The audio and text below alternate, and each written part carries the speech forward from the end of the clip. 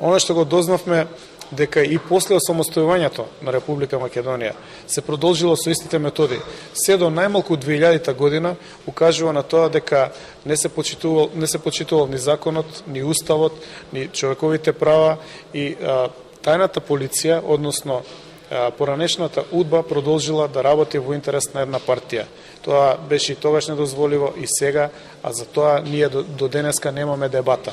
Луѓе кои што и денеска се замешани во политички афери, кои што минатата година се обидуваа да направат и државен удар во Република Македонија. Јас можам да ве уверам според документите дека се работи за исти луѓе, исти имења и презимена.